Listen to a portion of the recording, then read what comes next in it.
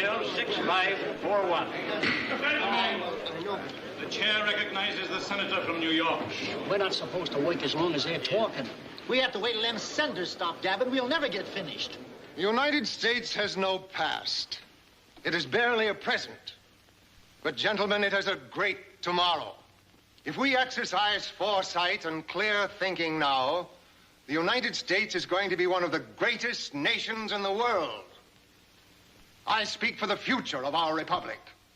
And to ensure that future, I urge support of the military academy to be re-established at the fort of West Point. If we are to gain our rightful and destined station in that world of tomorrow, it will not be because we are bright and full of fine ideals, but because we are strong and unconquerable on the field of battle. Why should we make a laughing stock of ourselves? We had only one graduate from the academy last year. We can't waste the Republic's money on a finishing school for the effeminate rich. Let them take spinning lessons. Quiet. Stop it. Mr. President, does the senator from New York yield to the senator from Virginia? I will yield for 2 minutes.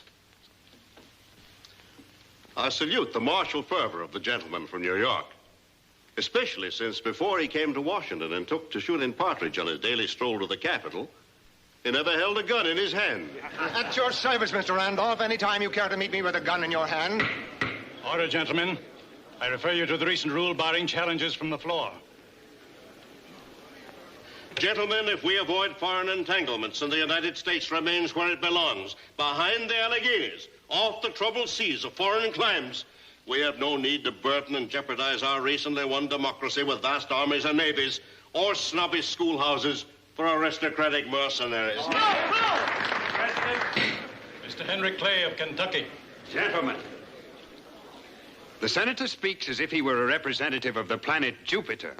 At this very moment, when he asks us to lie down like a flock of lambs, the entire world is conspiring against us. France, Spain, England, and numerous Indian confederacies are not only dreaming of, but plotting our destruction. I am not asking the United States to turn into a lamb, sir. I am imploring it to stop prancing around as an amateur and idiotic tiger. I understand you, sir. I, too, am opposed to large standing armies. The only alternative is a small group of scientifically trained officers who can speedily raise, train, and command large armies in a national emergency. This is the purpose of the Academy at West Point. Gentlemen, it is folly to call the waste of $25,000 a purpose. May I point out that the $25,000 for the Academy expenses for a year are exactly the amount asked for the regular Army's yearly supply of 72,537 gallons of whiskey. Which shall it be, gentlemen? Whiskey or West Point?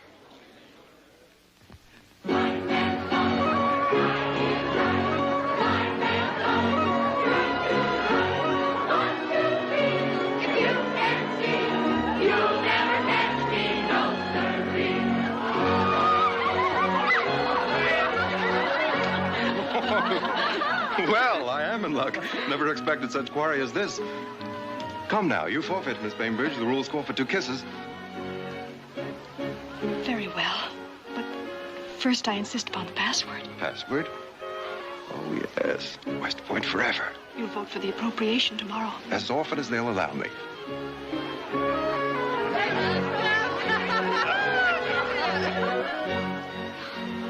I hope never to sell my vote for a lesser sum. Thank you.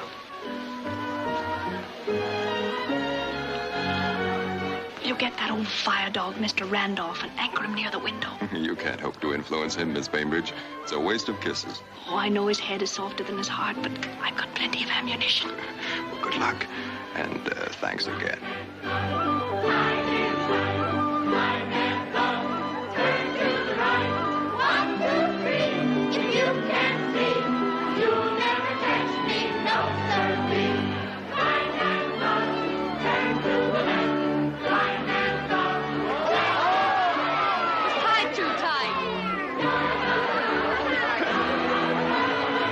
I feel that someone should remind the young lady that female decency is a better cause than West Point.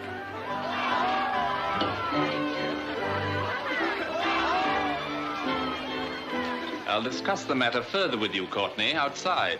Anything you have to say to me, sir, can be said right here. What I hope to do to you, sir, could not be done right here. Step outside. You're mad. Then you may apologize, Miss Bainbridge, for your remarks now. Oh, Howard, I've made Mr. Randolph promise not to bellow any longer than 1 hour in the Senate tomorrow. I'm waiting, Courtney. I had no intention of speaking disparagingly of you, Miss Bainbridge, and I'm only too eager to apologize if my remarks made such an impression on anybody. Good heavens, what was that for? Come outside. Oh, but darling, I can't leave the party. Oh, yes, you can.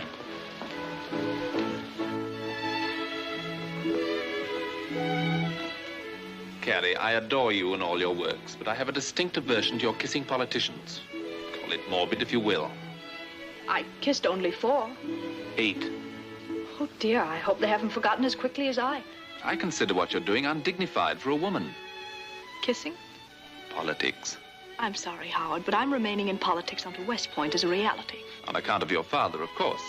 His last words were, "Whatever happens, my dear, don't stop kissing till you see the whites of their eyes." That's very unkind.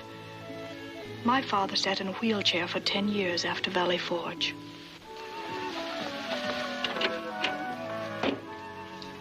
Darling, I'm sorry I said that. My father didn't teach me kissing. He taught me patriotism. He fought for West Point until he died. And I'm continuing his fight in my own undignified way. Please forgive me. I'm learning very fast not to criticize you. Sorry. No. The password first. West Point forever.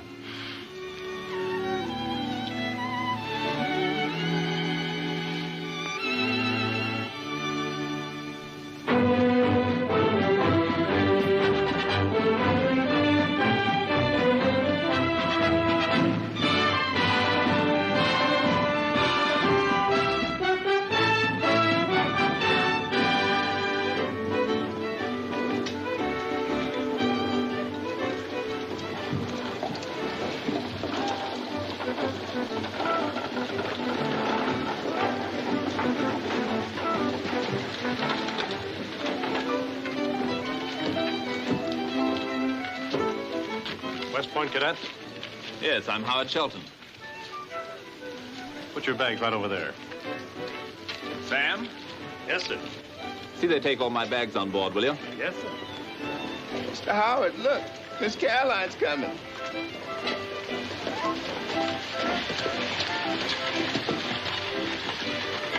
Well, this is a treat. I didn't expect you. Howard, isn't it wonderful? Look, there are hundreds going. Well, not exactly hundreds, darling.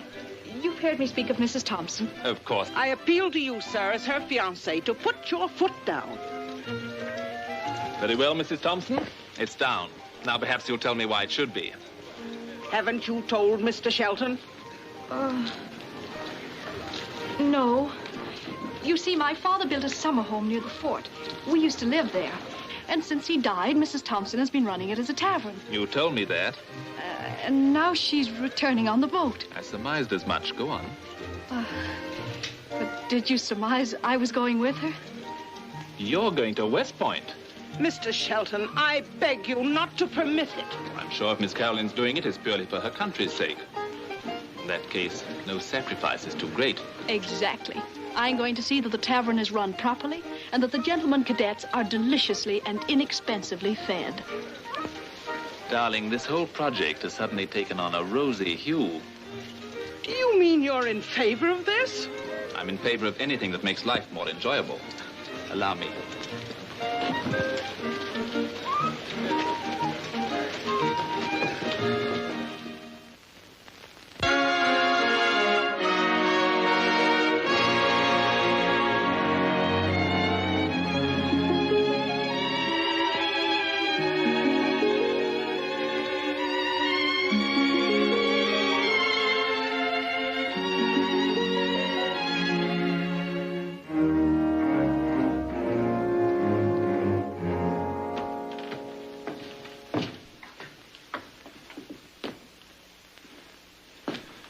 Captain Sloan? Yes? I'm Captain Sloan. What is it? I'm Major Sam Carter. I'm assuming command of this academy under War Department orders.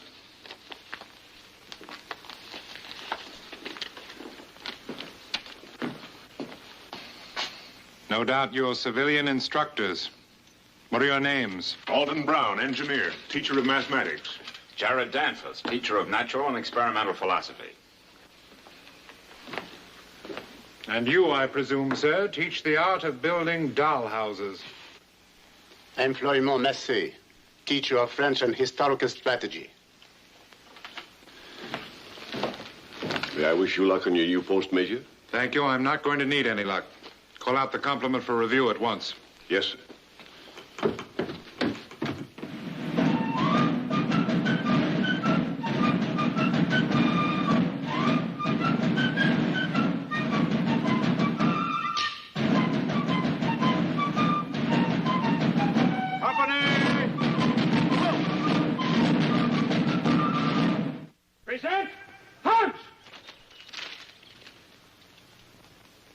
Bombardier is ready for inspection, sir.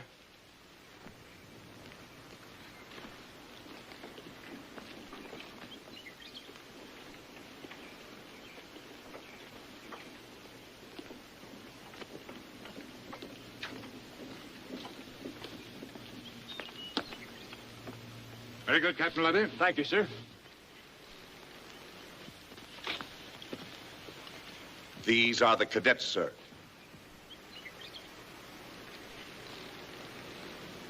Can you see without them? Yes, sir. Then take them off.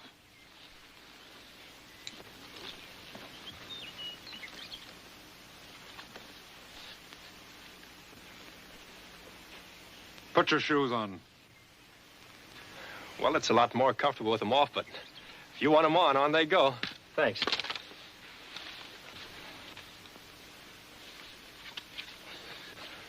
Where are you from? Kentucky. How'd you get here? Come cross country. Feet held up, but the moccasins didn't. And what brought you here? Well, fella gets kind of sick of being ignorant. And Grandpa said it wouldn't do me any hurt, providing it's free. You're going to get sick of a lot of things before you're through. How about giving me back my rifle, sir? You'll get a musket when you learn to use one. That's pretty funny, I think. When I learned to use one. That's mighty funny. Silence in the ranks. Oh. If it's too great a strain for you to appear in time for inspection, there's a boat leaving for New York tomorrow. Thank you for the information. Sir. Sir. What's your name? Howard Shelton, sir. Who's that? My valet, sir. Until you become Commander-in-Chief, Cadet Shelton, you'll have no need for a valet.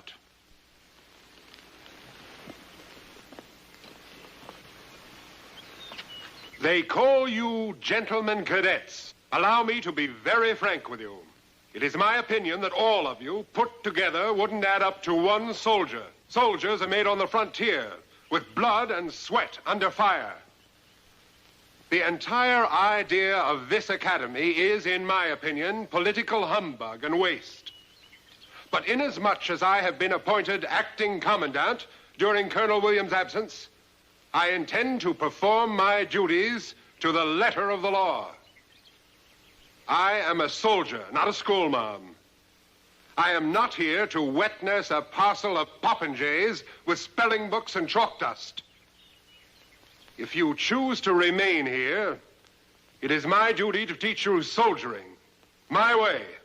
If you don't like it, it's your privilege to get out. Your resignations will be accepted immediately they are handed in. Dismissed.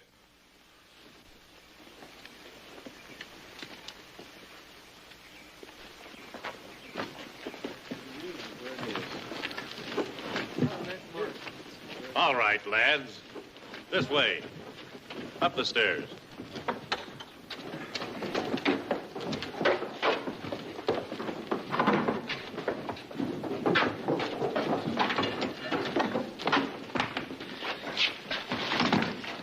You reckon we gotta sleep here? Yeah, we gotta sleep like horses, standing up. Them holes in the roof aren't gonna help any.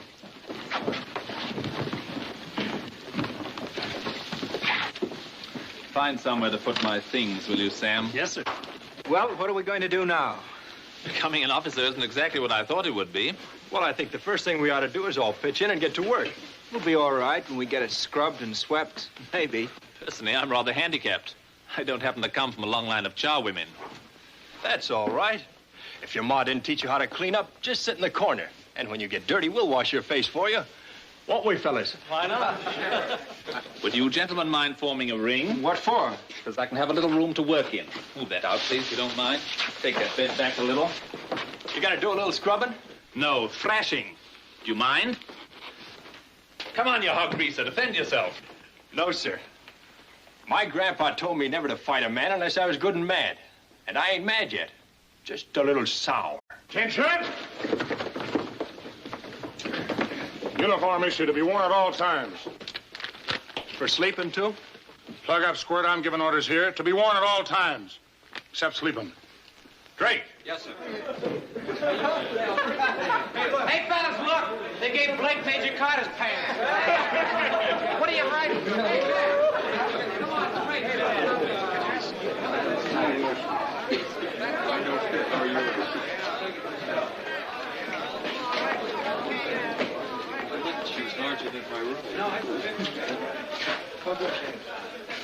Well, now, look at that. I reckon I'm the prettiest. I couldn't look nicer if I was going to a wedding. Looks like you got the only one that fits. Yes, Congress is always partial to Kentucky.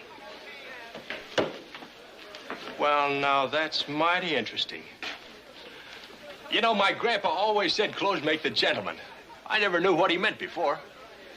And just what did he mean, Daniel Boone? Well, I reckon he meant they could unmake him just as easy.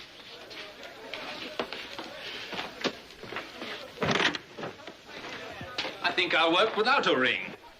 Oh, you're starting that again, huh? Be careful, that's that newfangled English style. Well, the latest fight laws ain't come to Kentucky yet. Do you mind if I read up on them before we get together? All right, you asked for it.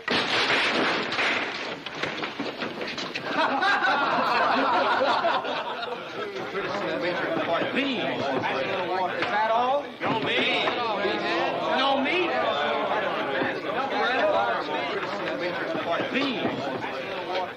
This is slop. Mister, it ain't even slop. I've eaten slop. Company, the left wheel. Good evening, gentlemen. Benning Haven's at your service.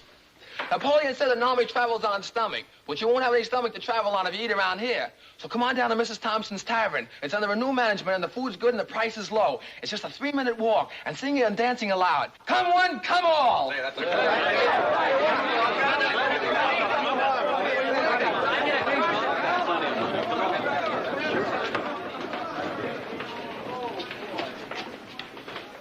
Too bad we can't go. I got no money. You got no pants. Say, you can get your britches fixed at the tailor's hut, just behind Trophy Mound. Ask for Mr. Bane. Thank you.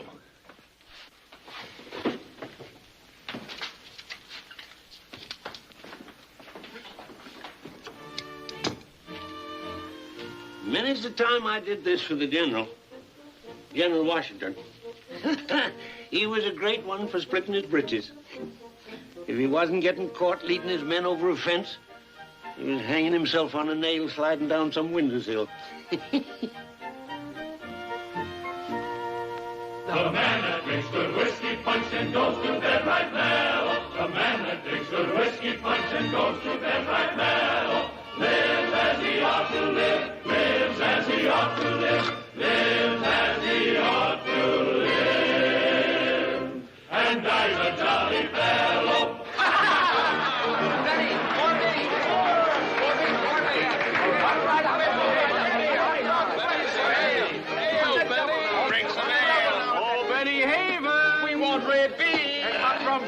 Hot rum flip, sir. From Benny Havens, oh!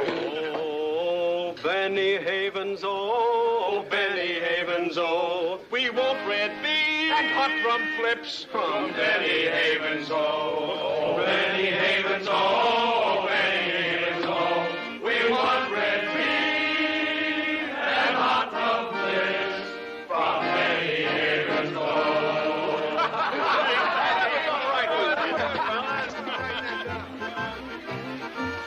My stars, what a foul racket. You make me so nervous working around here in your silks and satins. Go on, skedaddle. I'm not skedaddling. I'm going to stay and help you until a new servant arrives. Help me? It ain't dignified. I've done a lot of undignified things for West Point, and I can do a few more. Well, you'll only get yourself covered with spots. If you really want to do something, you can watch out that nobody steals anything. Them future generals is awful thieves.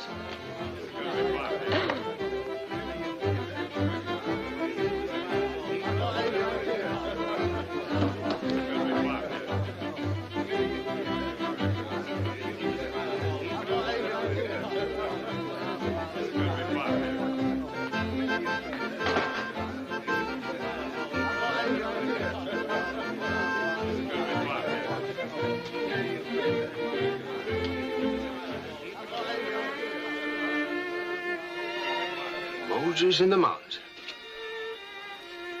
Well, what are you gawking at? Well, now, Missy, I'm just a little surprised. You act as if you'd never seen a petticoat before. I've seen plenty of petticoats, ma'am, but they always continue to surprise me.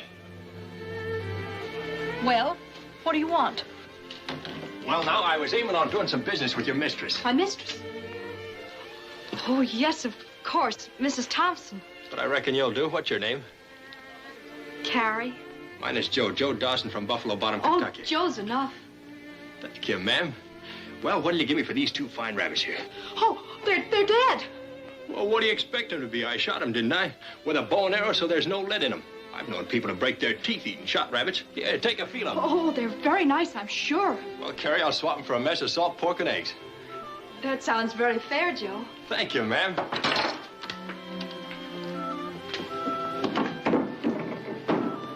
Here's your eggs. Now, I wonder where we keep the salt pork. I'm so hungry I can smell it. It's in that larder there. You're very bright, Joe. There. Now, you can cut it so you can't say I'm cheating you. What's ailing you, Missy? That's mutton. Oh, well, how can you tell? Looky here, how long you been a cook? Well, I'm new at this. Oh, I see. Just did scrubbing before, huh? And you fry the meat first. Chuck this in that pan. I'll whip up the eggs.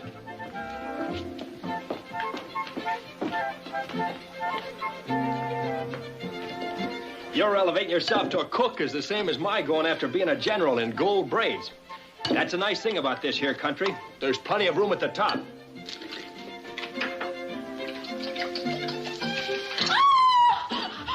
I burned it. Never put water on it. Oh. It ain't burned, it's just singed. But it hurts. Come on now, I don't like crybabies. We'll put a little lard on it.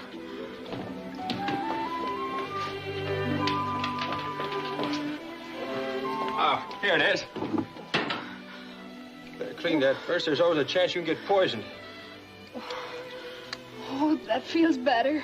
Done that once to a girl who was bit by a rattlesnake. On the finger? No.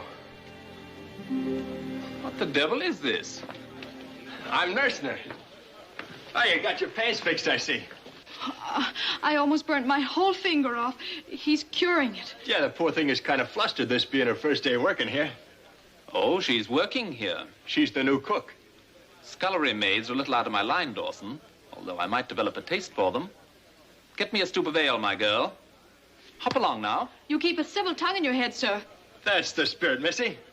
I like a girl with lots of sass. Yeah, you like 'em rough and ready, eh? Bold and brassy. Well, they gotta be pretty, too. All right, Dawson, you head your round. I'll go on outside. I'd like to have a little chat with this kitchen nymph. I'm eating right here. I said you were going outside. Look here, Shelton. I'm getting sourer and sourer toward you. I wouldn't be a bit surprised if I was finally to get mad at you. That's most promising. But go on outside and sit there till you get good and mad. Then come back and let me know. By crippity, nobody's budging me out of this kitchen till I'm ready to go.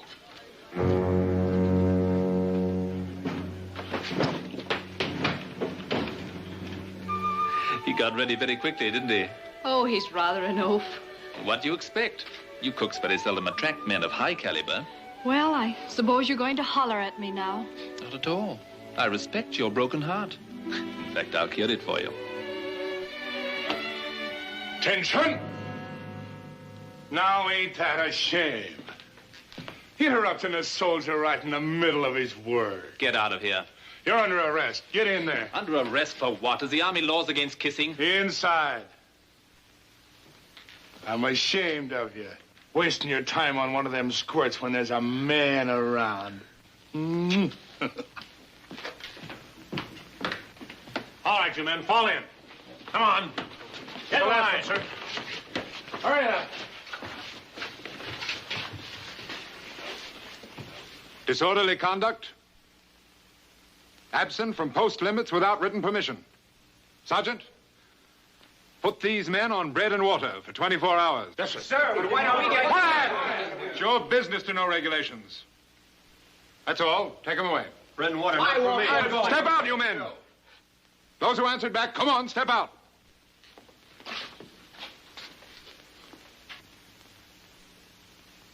I expect you gone by noon tomorrow.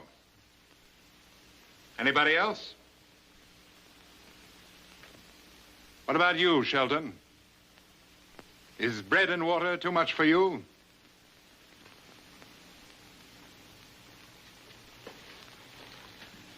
I think I'll try your diet, sir. That's too bad. Maloney, get these pigeons out of here. All right, men. Get your hats and get going. Come on. Goodbye.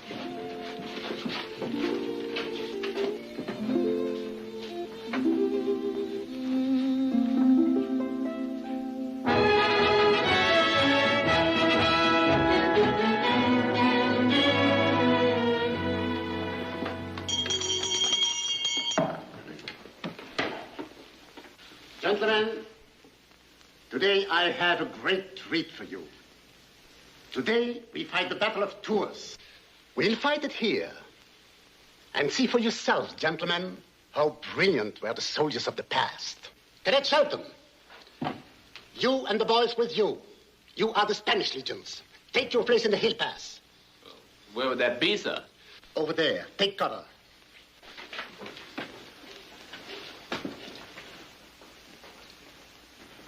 I can see you. Down, down. Cadets Armstrong, Shippen, Jackson, Simons. You are the halberdiers from the lowlands. Join the armies of Christendom. Take cover. Cadet Dawson, you and your boys, you are the ancient army of France. Outnumbered, ill-equipped, but full of glory. Take cover in the hill pass.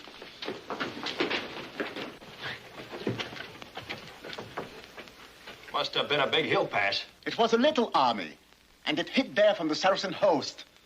Where are they? I am the Saracen host. Here. Here is Tours. We used to play a game called Puss in the Corner when I was a child. This is the same game, monsieur, but played for higher stakes, for life and death, and the triumph of civilization. Boom! Bang! There go a couple of Saracens right there. Hold fire! You dare not fire. Your main armies have been taken prisoners. Now, you are a remaining handful against the host, and yet you win. You overthrow the would-be conqueror of Europe. Now, how do you do that? I reckon we're pretty brave. Bravery is never enough. But you have brains, gentlemen, and strategy. Also a crick in my back. How long do we wait in this hill pass? 2 days. Holy Ike. 2 days of hunger and indecision. You cannot attack direct, you will be cut to pieces. But you have one advantage. Your one advantage lies in what I, leader of the Saracens, do not know. I do not know you are a small, desperate force. I believe you to be the main armies of all Christendom. And it is this, gentlemen, that you figure out in the hill pass. It is on this you act. You surround me. Forward. Come on. Move your companies. Spain to the north, the lowlands to the south, France to the east and west. March slowly, gentlemen. I must not hear you. When do we start shooting? Ah, that is the tactical problem. Quiet. I am listening. You do not shoot because you have not enough ammunition to kill the Saracens, but you have enough brains to demoralize them. Gentlemen, you demoralize me. From all points, you let go your fire-throwing catapults. You fire the Saracen tanks. And then, when the flames are raging, you raise a great noise to the north.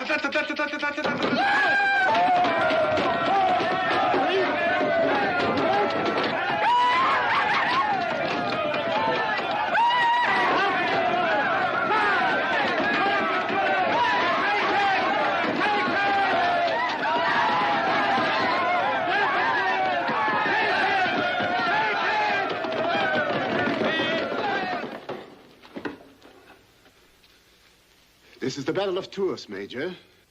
While the Saracens' leader strove to check the flight of his men, he was pierced and killed, and all his host fled and many fell. The Battle of Tours, Major, is a classic example of strategy over military might. I'm not one of your students, sir. Napoleon was a student, Major. Don't preach to me about battles. I've fought them. So did Napoleon. This class is suspended until further notice. Report for infantry drill.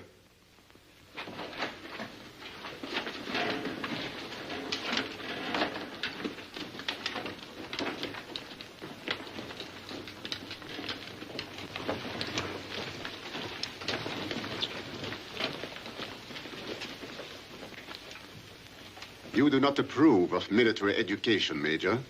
In the field, sir, is the place to make soldiers. There are good soldiers in this class.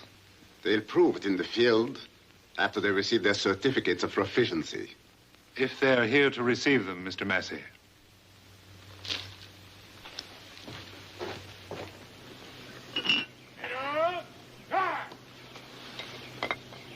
It's pitiful. They can't keep him at it much longer. Now, come on, try it again.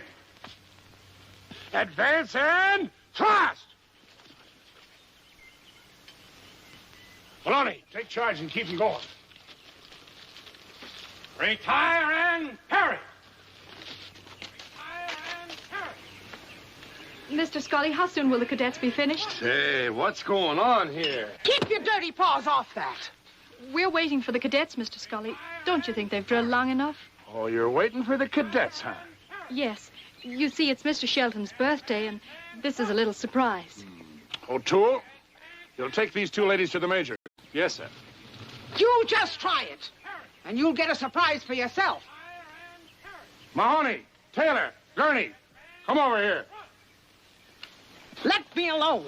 Keep your hands off me. Take them away, take them away. You're going to wish you'd never been born before I get through with you. O'Toole, report right back here at once. Yes, sir. You'll pay for this outrage. Advance and thrust. Advance and thrust. Retire and parry. Retire. Hey, you better save some of this for Mahoney. I'm so full I can hardly move.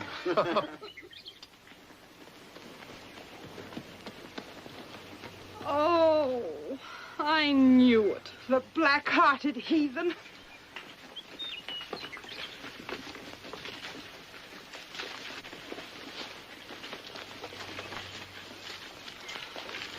Hello, Missy. Oh, what is this? Not a crumb left. We were giving a party for all of you, and the bombardiers kidnapped us and ate it all up. We cooked all day. Holy Ike. Look, that was roast chicken. Poor little Carrie slaving all day over that stove. Yes, and it was wonderful, too. Who's that you say was slaving? What some of these soldiers got to learn is to respect a woman no matter who she is. This is the worst thing that's happened Well, yet. who did it? Oh, Scully and all of them. I'm going to get that varmint now. Wait, I have an idea. Listen, gentlemen. Come on, Carrie.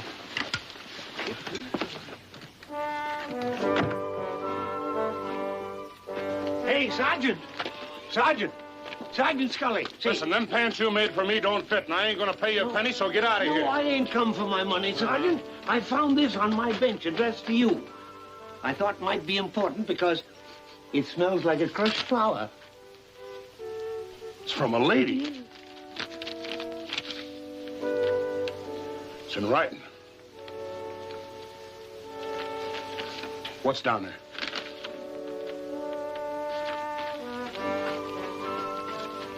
It says like this. My own Huggy Bear. Our Huggy Bear. If you're as wonderful a man as you seem to my girlish heart, come to the Grove tonight at 9 and prove it. Wait by the big tree.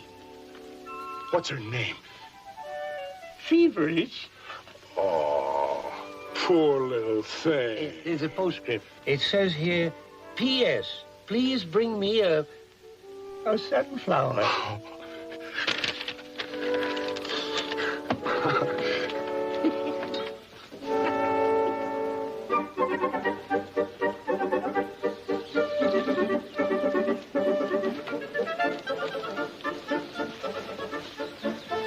Don't stand up straight, Joe. Bend your knees. That's better. Now you look just like a little darling. It's quite a job being a woman. You can't breathe, you can't walk, you can't bend. How am I going to look to hungry male eyes? Beautiful, I'm sure. Now, everybody, don't forget your positions and remember the signals. 2 yoo-hoos the first time and 1 yoo-hoo the second. That's right. Someone's coming. Oh, get your positions, everybody, quick.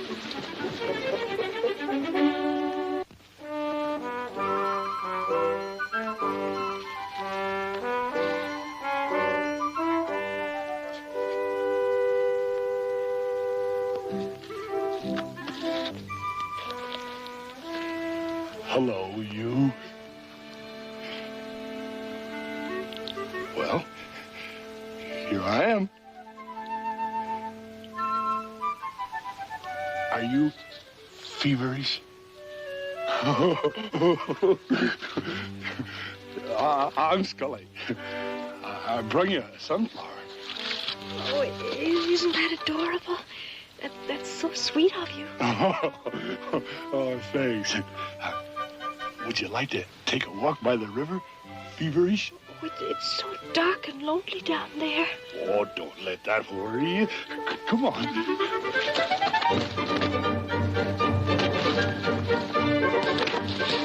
Wait.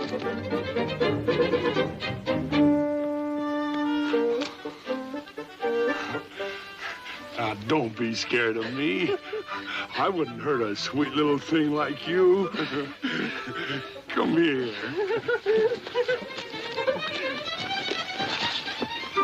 Oh, you want to play first, huh? How did you know I was a Huggy Bear? Oh, sir, anyone can tell by looking at you. Oh, we're just wasting our time here. Come on. Oh, no. You've got to give me the flower first. I'll give it to you for a kiss. You've got to catch me first. Hey. Who do I draw? Maloney. I'm enchanted.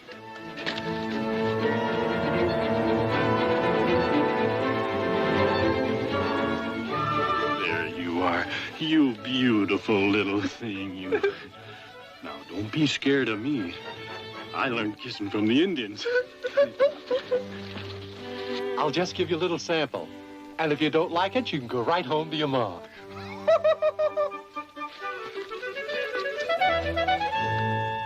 Can't you tell I love you? I'm ready to marry you, I tell you. Come on, honey, baby. Oh, listen, darling. You don't want to get me out of wind, do you? No, come on. I ain't gonna hurt you. After I kiss you, you'll be chasing me. Come on now. Yoo-hoo!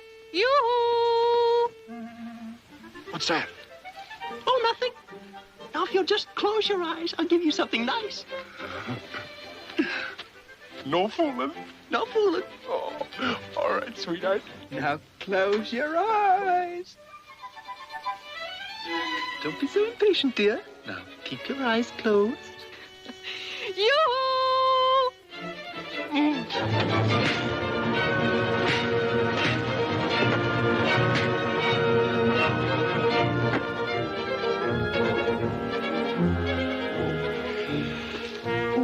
Who done that? What? Oh, she hit me. Oh, feverish. Well, she hit me. She hit you. How could she? There she goes. Some cadets.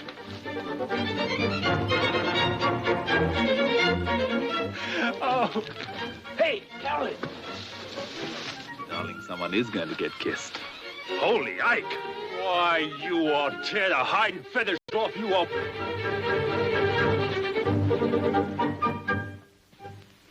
Sir, respectfully request permission for bombardiers to thrash cadets. Unfortunately, that's against regulations, Sergeant. What happened? Well, I can't tell you, sir.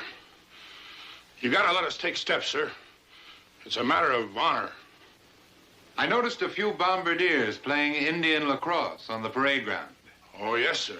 We learned that from the Chippewas up at Fort Wayne. We beat them at their own game before we left. Rough sport, I hear. Rough? Well, there's never a game, sir, but what somebody gets their head broke. Well, one time up there... Oh, yes, sir. Us bombardiers hereby challenge the cadets to a real game of Indian lacrosse.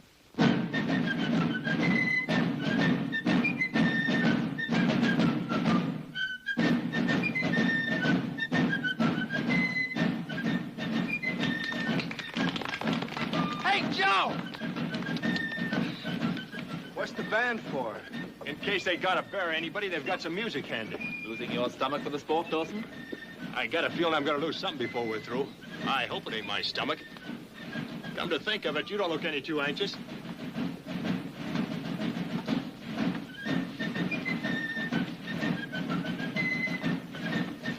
Get that! I've seen this game played by the Indians, Miss Carolyn. I can tell you it ain't no game. It's assault and battery. Don't worry, Miss Carolyn. They'll win. Putt, right face. Shoulder arms. At ease. The cadets can't lose. They have a mascot. From now on, old Putt's their mascot. Your men look very fit, Captain Luddy. Thank you, sir. Whenever you're ready. Yes, sir. Sound the call.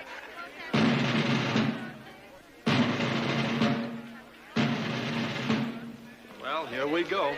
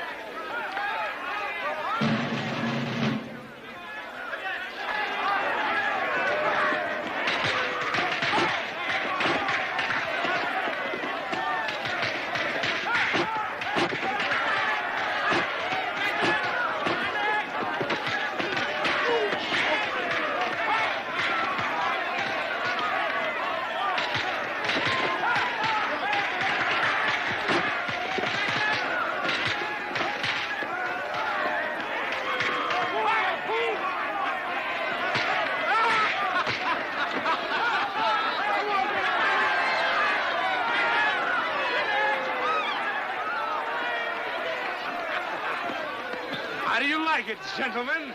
Well, if it isn't Huggy Bear. Huggy Bear, huh? We'll knock your brains out.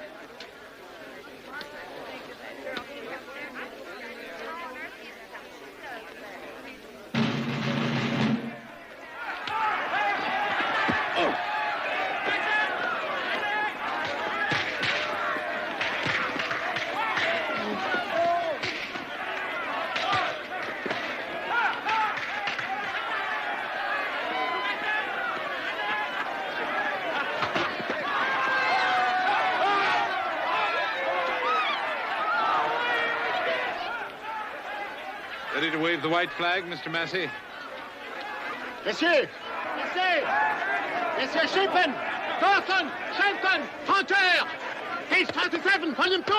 Hunter! Hunter! Hunter! Nice play.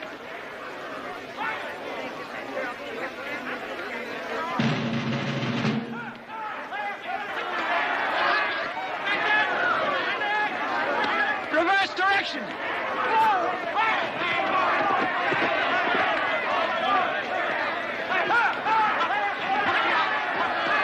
Storm objective!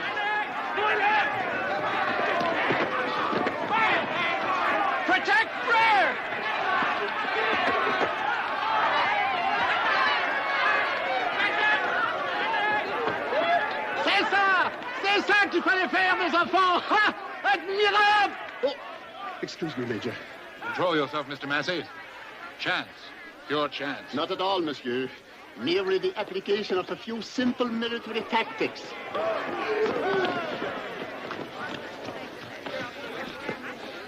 Maloney, take care of that jabber and monkey. With pleasure.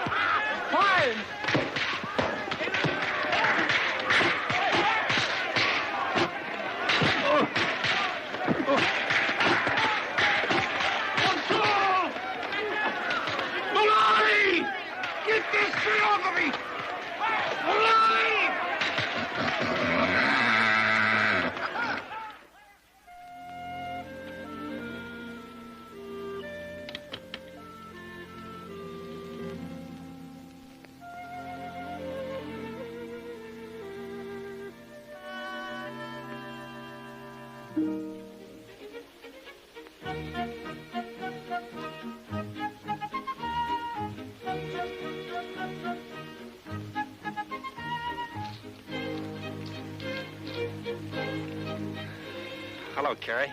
Hello, Joe. How'd you like our little massacre? I never spent an afternoon with so many feet in my face since... Well, now that's mighty pretty. All dressed up like a China doll. Where'd you snitch that outfit, Carrie? You played very well today, Joe. So did all the other cadets. Thanks. Now, look here, Carrie. Stealing ain't so nice. You better give them back before the police are notified. I'm afraid I'll have to confess, Joe. No, don't ever confess unless they catch you first. Now, you better run along, Missy, and return them. Before I confess, I'd like to know something. Do you like me just as well in very fine clothes? Well, now, I like a girl to look as pretty as she can, but I never judge anybody by the clothes they wear. I seen too many nice ladies in calico. Now, you just stick to calico, and you'll be plenty pretty and nice enough for anybody. Very touching. Does that speech ring your heart, my darling? My darling? I hate to deprive you of your little scullery maid, Dawson. But on the other hand, she never existed, so you're not losing very much. I feel a little ashamed of the whole thing, Joe. I'm kind of mixed up. Then let me unmix you. Carolyn, may I present Kentucky's favorite barefoot boy, Mr. Dawson of Buffalo Bottom, Miss Carolyn Bainbridge of Gramercy Park. One of our fairest flowers of society. How do you do, Miss Bainbridge? How do you do, Mr. Dawson? I reckon it was a joke you were both playing on me. I reckon you two know each other pretty well. Come out of the same bandbox, eh? Oh, Miss Bainbridge's career as a kitchen maid was only temporary. She'll assume a more important post as my wife very shortly. Well, looks like you both will have a lot to laugh about.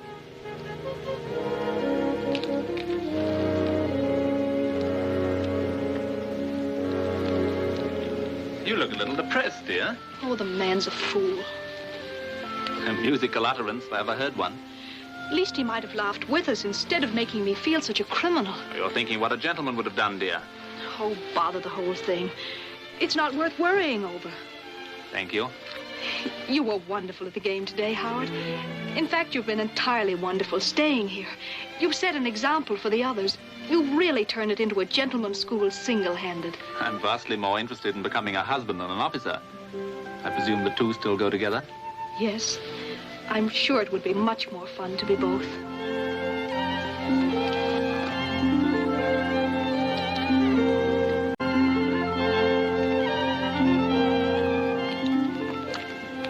You're not going to brood about Kentucky, are you?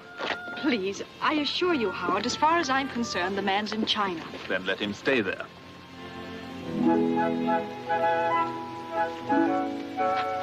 Hey, Benny.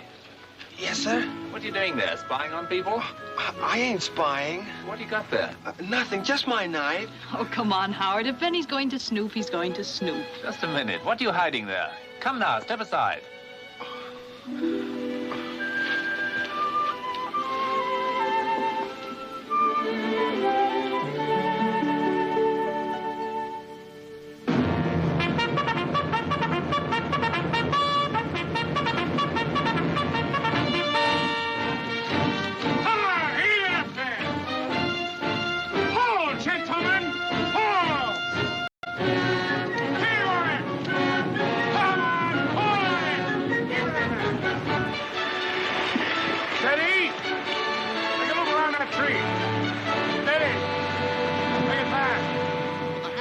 Cock and the anvil close, the trigger is squeezed.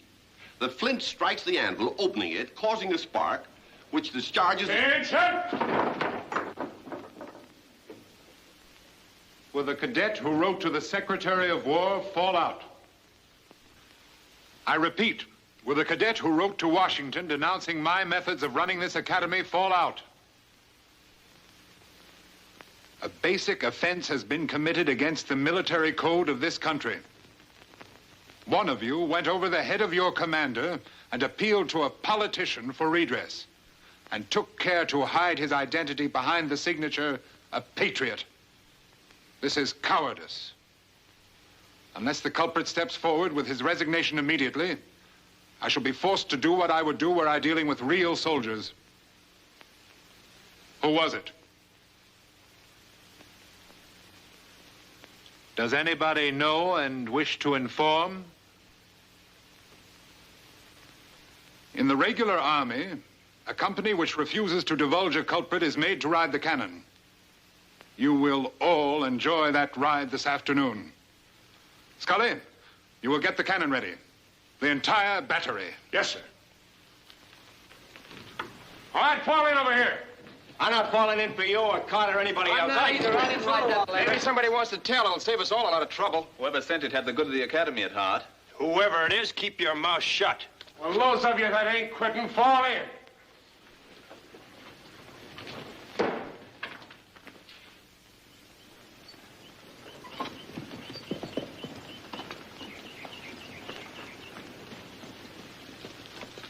Mount cannon!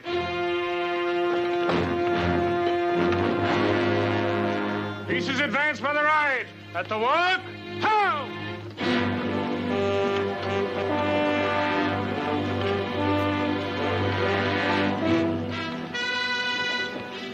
Column right, hard!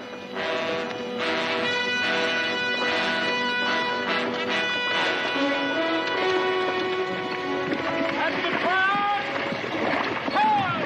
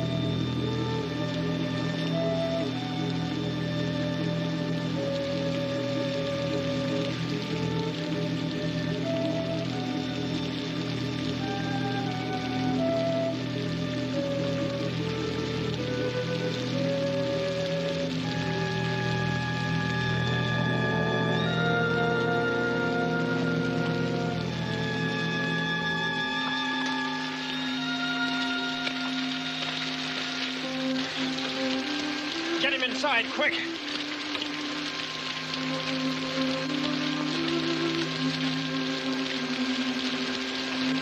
Sergeant in the guard, post number 5. Sergeant in the guard, post number 5.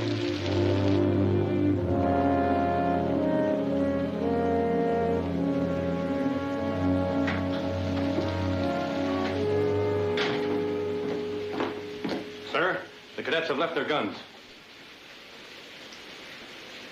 Oh, they've disobeyed, huh? Yes, sir.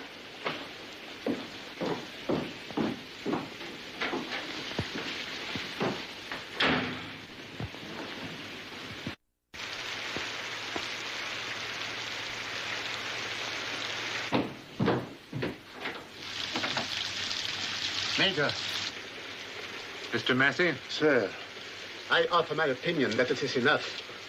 Enough punishment has been given out. The punishment has failed to uncover the culprit, Mr. Massey, which proves that it is not enough. But it is of no use, Major. Even if the cadets know who it is, they'll never tell. Oh, you think they're heroes? Yes, sir. Well, then, the more punishment, the better heroes they'll be. It's good for them, whichever way you look at it, Mr. Massey. Sir, I don't think you're hoping to make heroes. You're hoping only one thing, to drive them out of West Point. This is the discipline I learned in the regular army. And I'm doing them the honor of treating them as soldiers. Mr. Massey.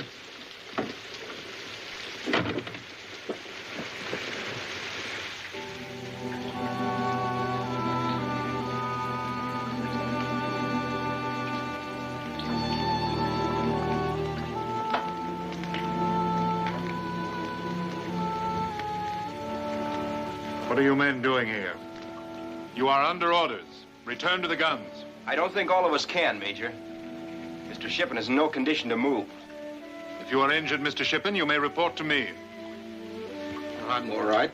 I'll go back. I will consider those who do not return as having resigned from this academy.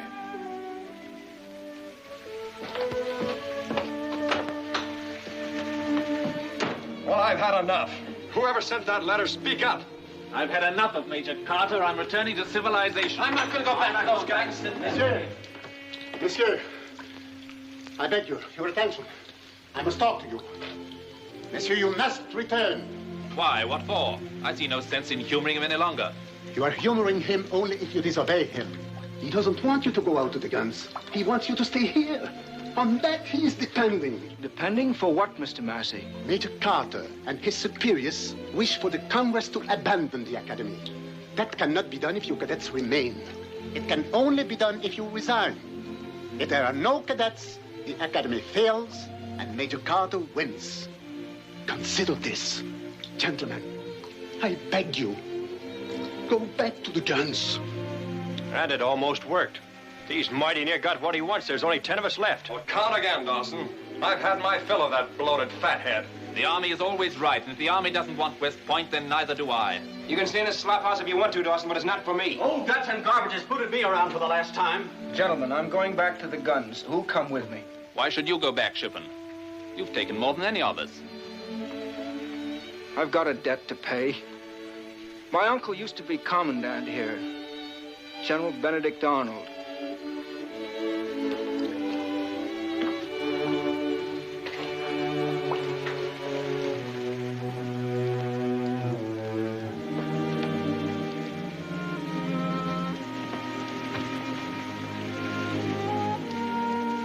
Well, that's a personal obligation that doesn't apply to us. We have no reason to stay. Yes, we have. I've been thinking it over, and I figure the Major ain't just trying to kill the Academy because he's pig-headed and ornery. Why, he's a raving maniac. And a lot more. I ain't gonna defend him. All I say is he's working against the Academy open and above board. He's been trying to prove we ain't soldiers. Well, it seems to me he's proven it right here and now. We're here to become officers. If we're not good enough to be soldiers, we're not good enough to become officers. That's what I think. Those are fine thoughts, Dawson. You can tell them to your grandpa when you get home. I'm not going home. What's more, nobody else is. You addressing those remarks to me? I'm addressing them to anybody who's got a white feather for a spine. You asked me to tell you when I got mad, Shelton. Well, I think I'm plenty mad right now.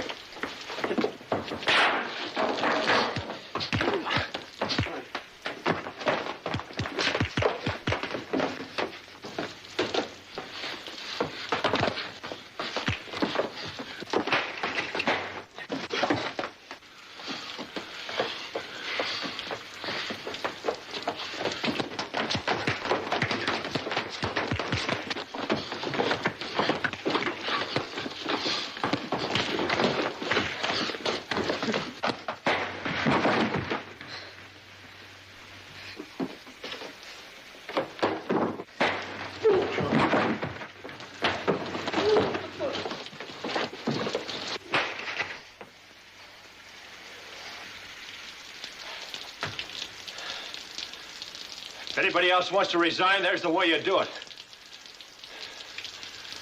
Well, then, let's get back to the guns.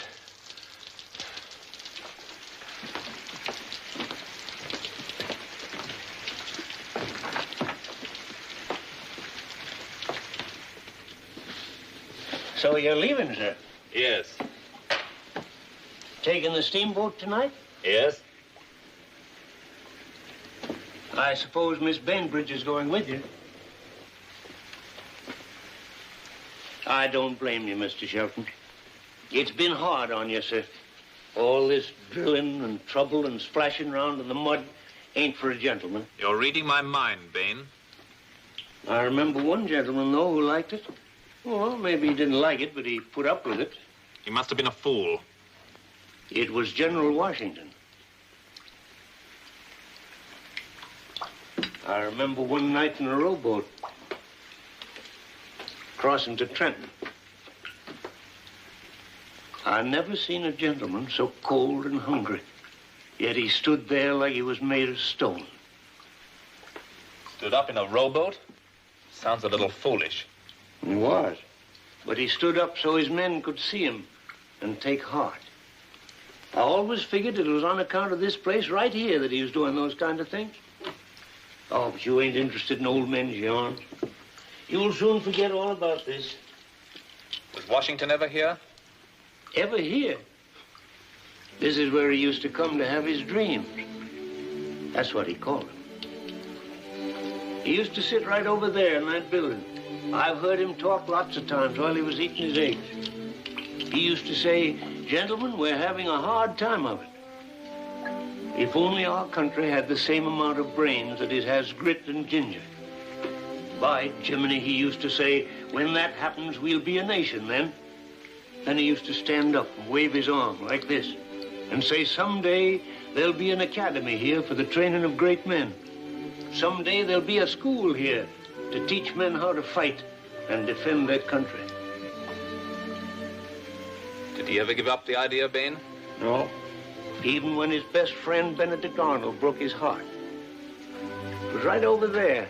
They were both having breakfast together when General Arnold got a message and skipped to the enemy.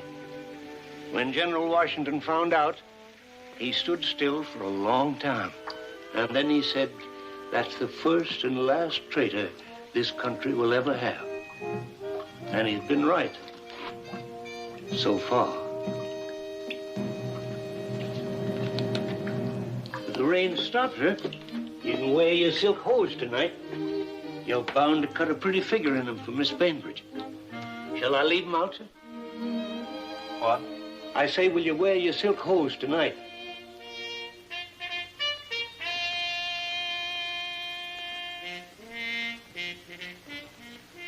No, Bane. They're no good for standing up in a rowboat.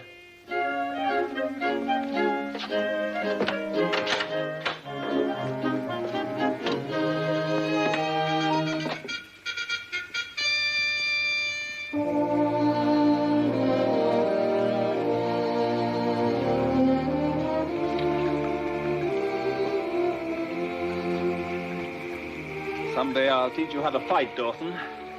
I know. Then you'll be able to lick me easy. And don't think I won't.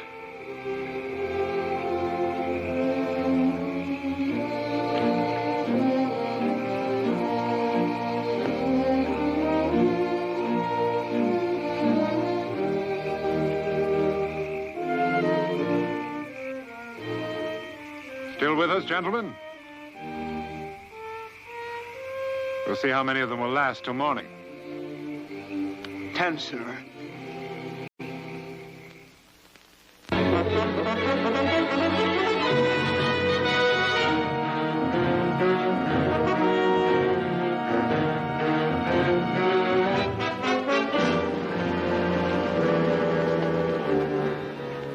War Department, Washington, D.C. Major Sam Carter, Commandant West Point, New York. Sir. 1. Pursuant to paragraph 6, General Orders 21, these headquarters, copy enclosed herewith, you will proceed at once with your entire command to Indiana Territory for duty in the field against hostile Indians. 2. On your arrival, you will report to Major General Harrison for further orders. I am, sir, very respectfully, your obedient servant, Samuel Jones, Adjutant General. Captain Larin, order out your bombardiers. Hooray! And Captain Sloan, your full enrollment of cadets. Captain Larin. Yes, sir? We start our march at dawn. The men will want to celebrate. Tell them they can break post boundary until midnight. Not a minute later. Yes, sir. Come out, we Carbondale alert, we're going for the goal. We'll fight the redskin enemy, we're playing if you can know. Now shoulder up, my dragon, red front ears, wipe your nose. For hook that sink, now carry hook, my don't burn out your toes. Start paying if that's your sort, my boys, now quick that march, that's right. Just always poke the enemy if they were spot in sight. Hold shoulder up, not laughing, dick, like laughing, we hold dress. Hold up your muzzle on the left, no talking more or less. Just either keep your canting down, we're going for the travel. Captain, I want to hold up. Light one of those tapers for me, will you? Sure.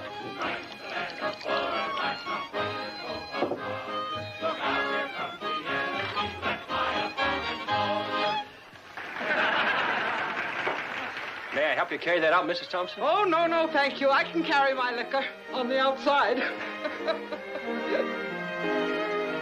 Isn't it wonderful, Miss Carolyn? Everybody came to bid the brave boys goodbye. Oh, hello. Hello? Somebody told me you went back to New York. Oh, I'm flattered you were inquiring after me. I wasn't. Someone just happened to mention it. Yes, I just returned a few days ago. I've tried to see you a number of times.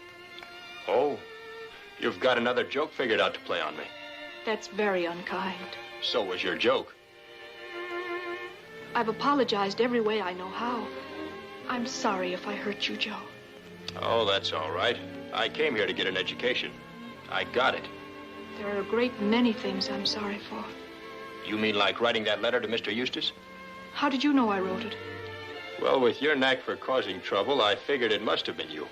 I only did it because I thought it might do some good. It did. None of us knew how to ride cannon before. We do now. I was hoping our last night together would be a little more pleasant than this. A while back, I was hoping there never would be a last night. Since I may never see you again, Joe, don't you think we might at least have a last dance together? I'm afraid my dancing don't fit east of the Alleghenies, Miss Bainbridge. My name is still Carrie. Not for me, it ain't. Why not? Just some more of my education. I learned there's no sense in people like us knowing each other too well, Miss Bainbridge. You mean because then it would be easy for you to forget me? No, it won't be easy. But I'm going to try awful hard. I don't want it to be easy, Joe. I'm going to make forgetting me as difficult as possible.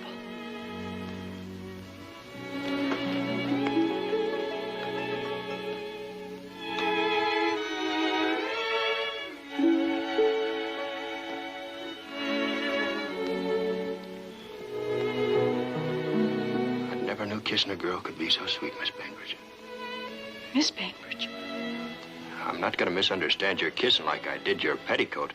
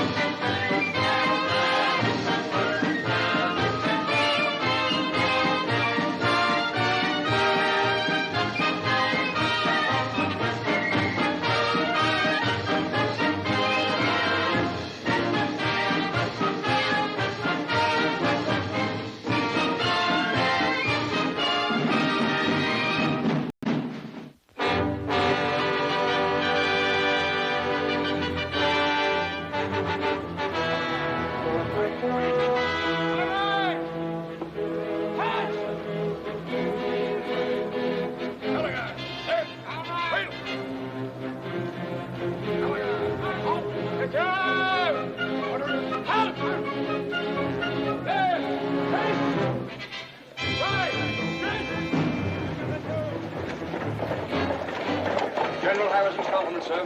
He's waiting for you, Major. Now, here's where we are right now at Fort Harrison. And here's where that Indian Tecumseh is squatting all around here. Has the fighting started yet, General? Only unofficially. Of course, the Indians have been burning down houses and driving white folks into Lake Michigan, but it's only unofficial. What will be your supply line, General? From Vincennes through this fort to Prophetstown. Your job will be to stay here and protect this fort. Yes, sir. Of course, I can only give you a squad or two. I can't even give you your own officers. With 10 green militia for every regular, I'll need all the commissions. That's all, gentlemen. We'll march when ready.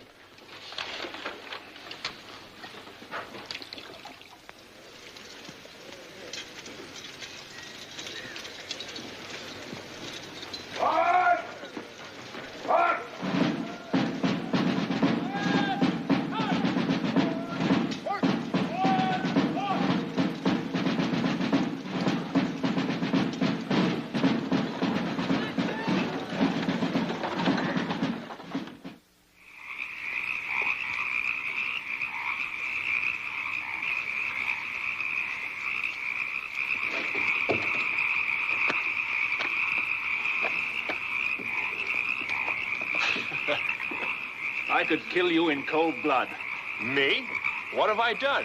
Why, if it wasn't for you, I could be back in New York in bed instead of freezing to death out here.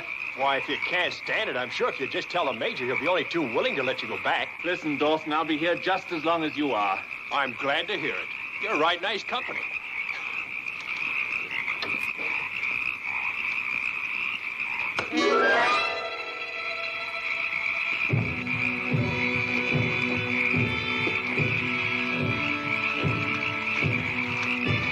Why, you...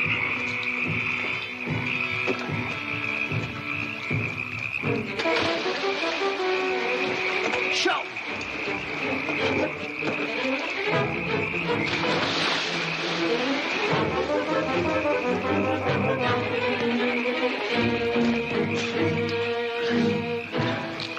Get back quick. This is just what they wanted you to do. Get Scully. Keep low.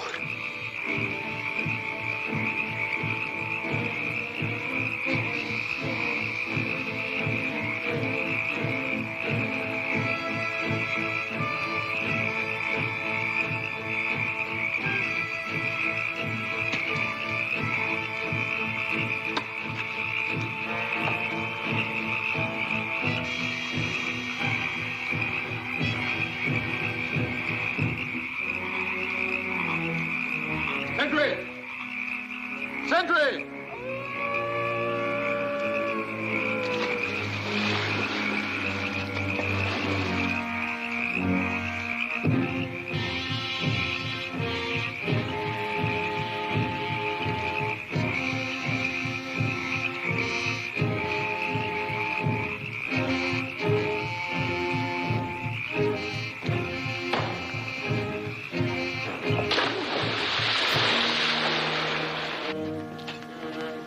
Sergeant, there's been trouble at post number 4.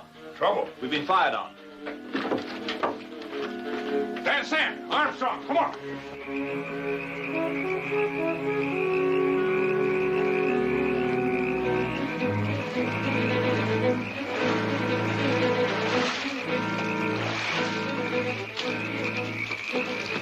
Did you leave your post? Yes, sir. You're under arrest. Sergeant, it was all my fault. I was You the left one... your post too, huh? Yes, sir. Well, you're under... Don't bother, Sergeant. Take over these posts. Yes, sir.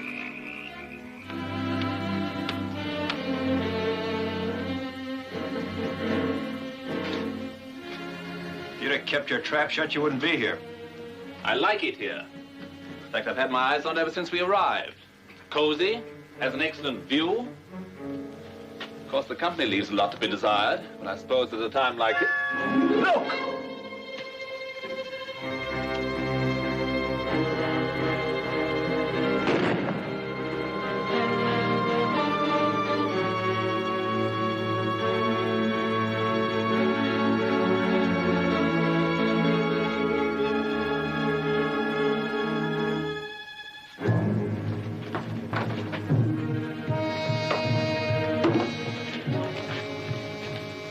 Go find the Major.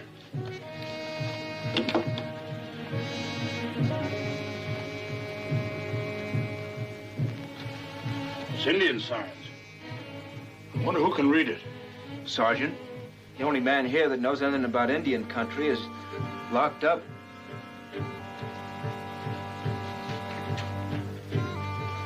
Dawson! See if you can read that.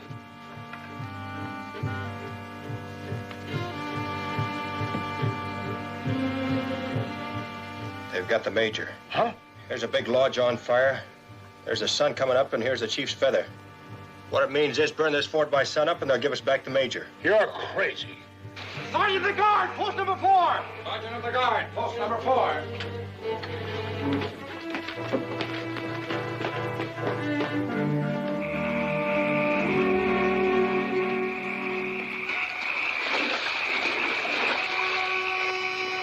It's the major's hat. I guess Dawson was right. They got Carter.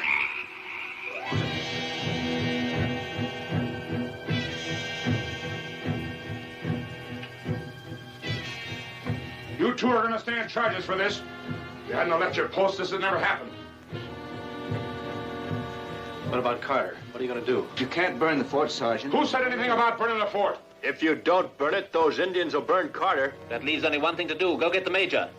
I'm giving orders here, Shelton. What are your orders, Sergeant? The same as Major Carter's. We're staying right here and protecting this fort. When Major Carter said that, they went piling branches and dead leaves around his legs. We can't get them. We only got a handful of men. A handful was enough at Concord.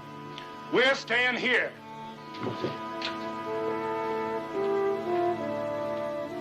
For once, Shelton, we agree on something. Well, don't feel too complimented. And don't misunderstand me. It's not any lofty motive or patriotic zeal that makes me want to rescue old Broadbottom. Then what is it? Well, it's pure selfishness. Carter's roasted, I'll be court-martialed. I don't enjoy the prospect. Nah, you want to save him because you got stars and stripes sticking out all over you. But fine gentlemen like you don't want to show it, because then you'd have something in common with people like me. Dawson, I've always suspected a trace of lunacy in you. Carter means no more to me than... I'm not talking about Carter. I'm talking about what he stands for. And I don't mean his being a major. Why, it wouldn't make any difference if he was a general or a private. He's a small part of this country. Just as much a part as a farm in Kentucky, or a schoolhouse up in Vermont, or a church in New York. Those Indians haven't got Carter. They've got something worth more to you than your own hide, and they're aiming to destroy it. That's why you're aiming to stop them. Dawson, your lunacy is no longer just a suspicion.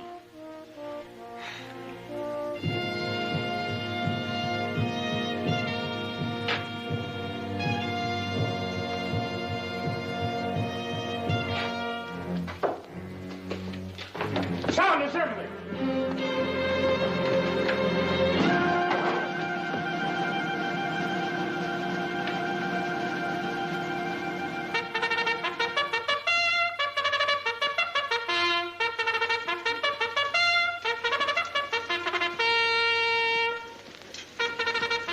Not so fast, Shelton. You'll give yourself away.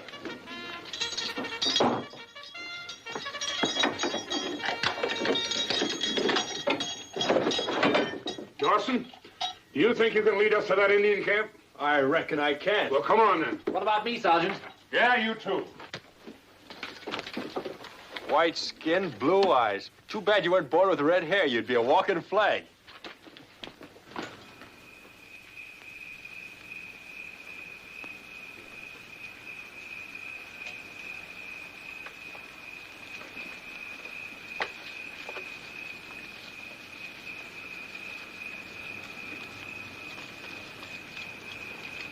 There's a swamp to the left. I figure the camp's about a half a mile ahead. Fix bayonets. Deploy as skirmishers. Intervals 3 paces. Wait a minute, Sergeant. I ain't aiming to be your officer, but you can't do it that way. I know this country. You wouldn't deploy as skirmishers. Let me go ahead and scout out the camp first. If we all go after a full regiment of Indians, we'll get our hides full of bullets and arrows, and we won't get the major. We got about 2 hours yet. You lay here till I come back. Do you want any help? Sorry. You better get back here before sunup. Don't worry, Sergeant. I will.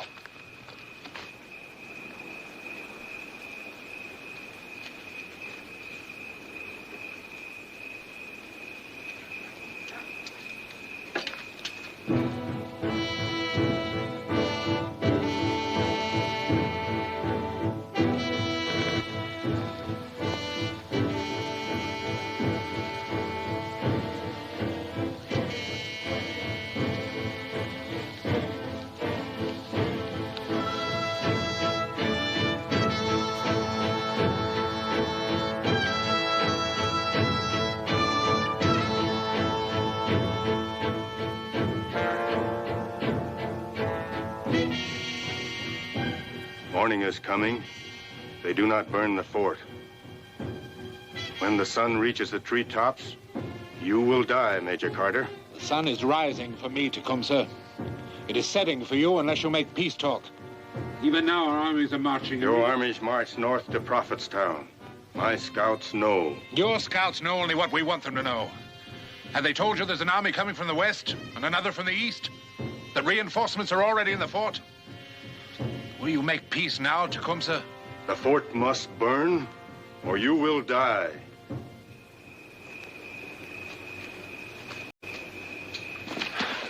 Is he alive? Did you see the Major? No, but I heard him. He's alive. We can't attack. Why not? There's thousands of them. Must be half of Tecumseh's army. Tecumseh? I thought he was at Prophetstown. He's 2 miles away from here, heading there. Well, we'll have to send runners back to warn the fort. A handful was enough at Concord. Why, you classroom tin soldiers. Too bad you haven't got your books here. You can throw them at the Indians. Or let you read them, Sergeant. Be quiet. I gotta figure out some way. You don't have to. It's all been figured out for you 1,000 years ago. 732 A.D. The Battle of Tours. Of course, it's the same thing. They're the all-powerful Saracens. That's it, and we're gonna fight it all over again. What are you gabbing about? It's one of the lessons out of those books you were talking about. I heard the Major telling Tecumseh there was an army out here. We haven't got enough men to attack them, but we have got enough men to surround them. They don't know we're just a handful. They'll think we're Harrison's army coming back to rescue Carter, or reinforcements. Ah, that book stuff won't work. Maybe they know what they're talking about. It's worth a try. Of course it is. Here's what I figure. Divide your men into 3 squads. Send the first in from the east. Like the Spanish legions in the Hill Pass. The second in from the west, the third in from the north. We'll go in from the south. And don't start shooting till you see the fires. Oh, Saracens, Spaniards, and now fires. What fires? The Battle of Tours. We're going to set fire to the enemy tents. And when you see the fires, start the bugles going. To the north, to the south, to the east, to the west. You'll see, Sergeant. We'll demoralize them. All right. Squad 1 go in with me from the east. Squad 2 to the west. Remember, you're the ancient armies of France. Outnumbered and ill-equipped, but full of strategy. And probably full of arrows. Squad 3 to the north. And don't forget the bugles. Keep them going. Come on. Wait a minute. One of you's got to come with me. If we're going to fight this battle, I got to have somebody explain it to me. Come on, you know.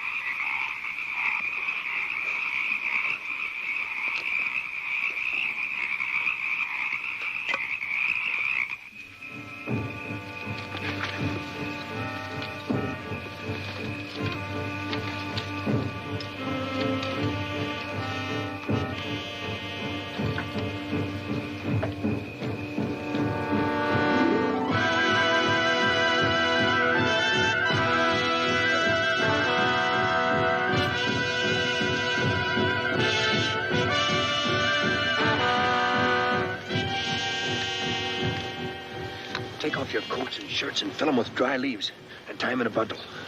Van, find a birch with plenty of spring to it. We'll use it for a catapult. Right.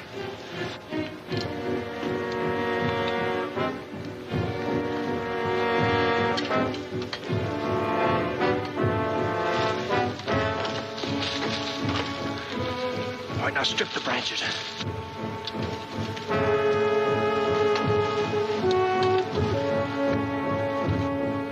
All our crazy ideas.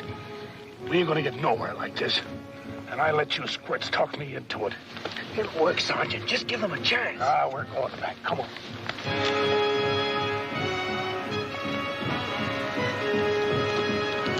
All right, let him go.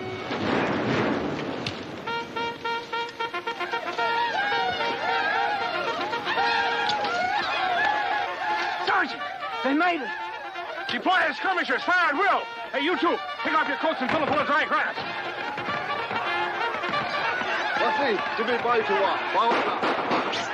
We'll get to Steve. Platoons, deploy to the right of 3 pages.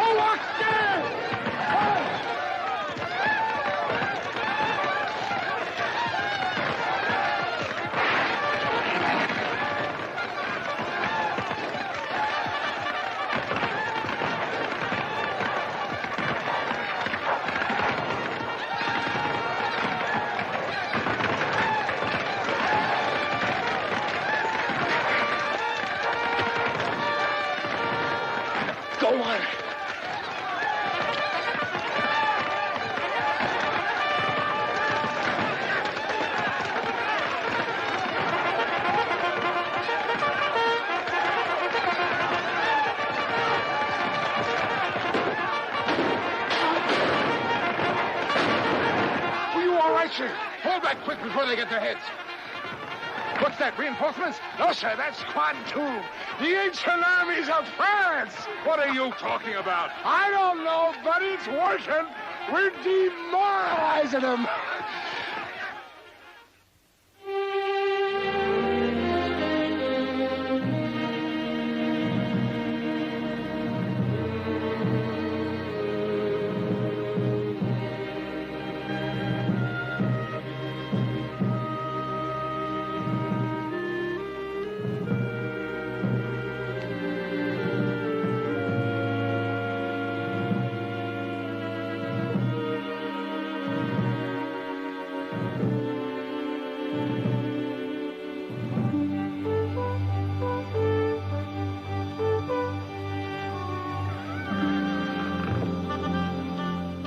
Move them as little as possible. Cut them out of their clothes.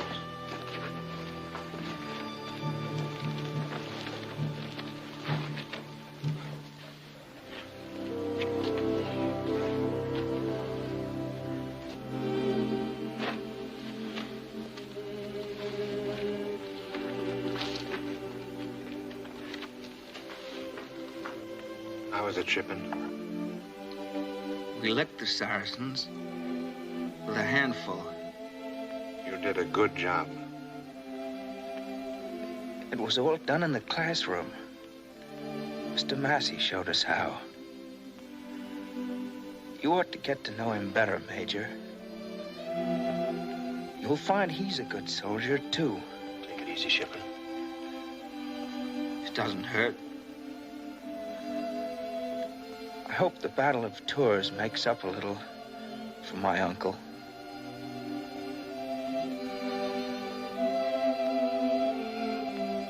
His uncle? His uncle was Benedict Arnold.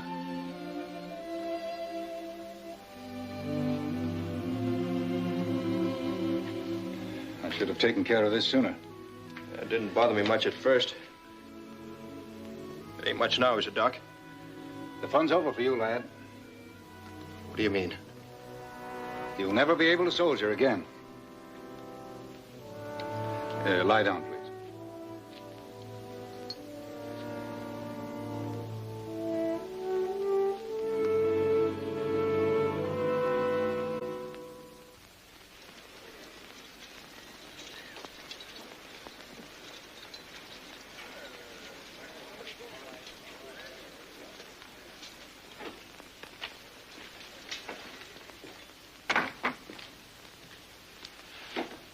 You sent for me, sir?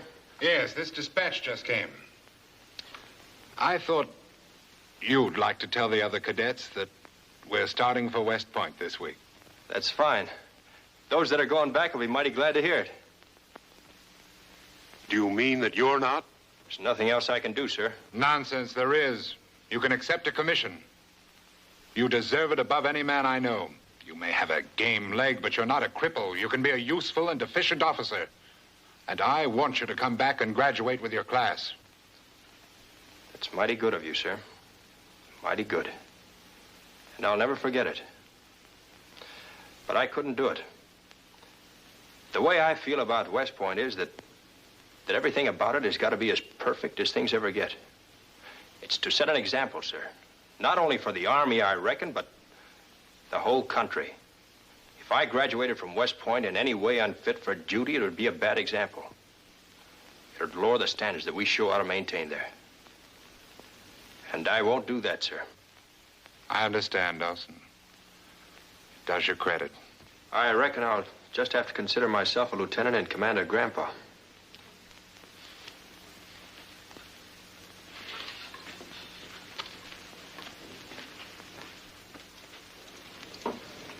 Can I help you? No, thanks. I haven't very much.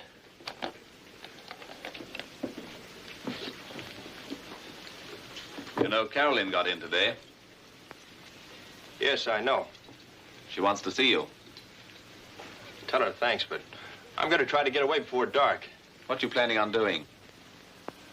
Get me a piece of land someplace. By the time you're a general, maybe I'll have a right nice farm going. A general? I hope you're a better judge of land than you are of men. Otherwise, you'll be settling down in a stone quarry. You're not going back to West Point? Yes, but only long enough to see Carter's face when he hands me my diploma. It'll be a mighty pretty sight.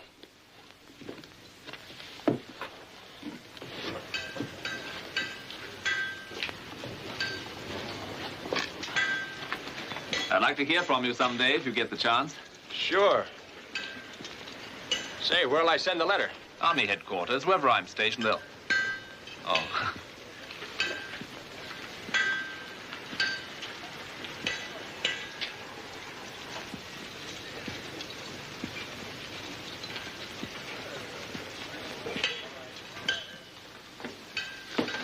Are we only taking 2 jugs? I got those for you, Grandpa. That ain't enough for snake bites alone.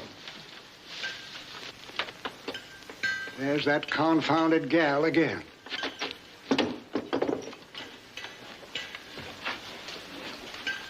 Now, son, we ain't a-taking no women folk along. I'm too old, and you ain't got brains enough to handle women folk. Hello, Joe. Hello, Miss Bainbridge. Sorry I couldn't get over to see you, but I've been packing, trying to get away before dark. Yes, I heard all about it. This is my grandpa, come up from Kentucky yesterday. Grandpa, that's Miss Bainbridge from New York. Come out to be with her fiancé, Mr. Shelton. I've never seen the likes of the way women folks is chasing men these days. Skinny ones, too. Howdy, Miss Bainbridge. Howdy, Grandpa. Now, son, remember what I told you. I'm going after a couple of more jugs. I got a lot to do, Miss Bainbridge. So have I. I came out here for you, Joe. I've told Howard. I told him I was going to marry you. You told him that? Yes. You shouldn't have. Joe, I know you're going away because you've left the Army. But I've made up a reason I like better. Whether it's true or not. You're going away because of me. Please tell me that. Tell you what? That you love me. It's no fun for me saying it. But I reckon it's true. I loved you from the first day you made a fool of me. Please don't go, Joe. If you want me.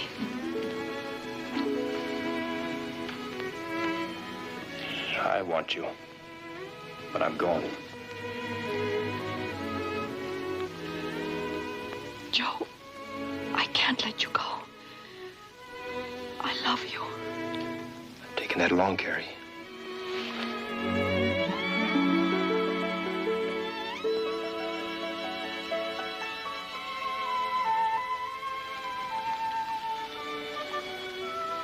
Goodbye. If I ever have a son, he'll be loaded with big things done in a barrel of learning. And he'll come to Gramercy Park someday and marry your daughter. Goodbye, Missy.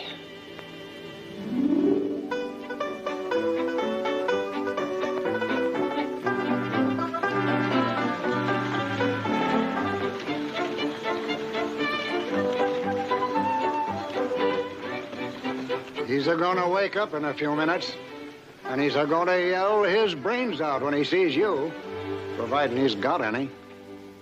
It is my fixed opinion, but for the skill and the bravery of the gentleman from West Point, that the late campaign would not have been so speedily and happily completed.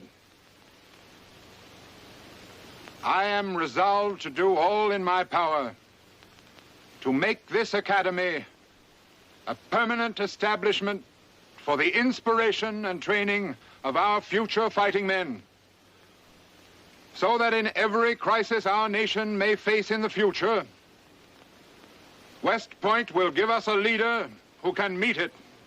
It is my privilege to present these certificates of proficiency and to wish the men that have earned them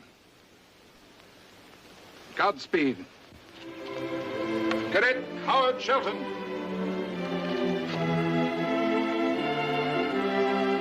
We made it, old putt.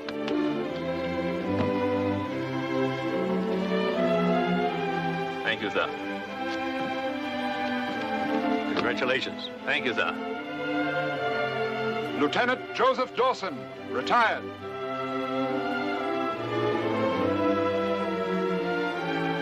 Cadet Henrik Van Zandt. Cadet Sylvanus there. Cadet Robert E. Lee. Cadet Ulysses S. Grant. Cadet William T. Sherman. Cadet Philip Sheridan. Cadet Thomas J. Jackson. Cadet George A. Custer. Cadet George W. Goethals. Cadet John J. Pershing. Cadet Douglas MacArthur.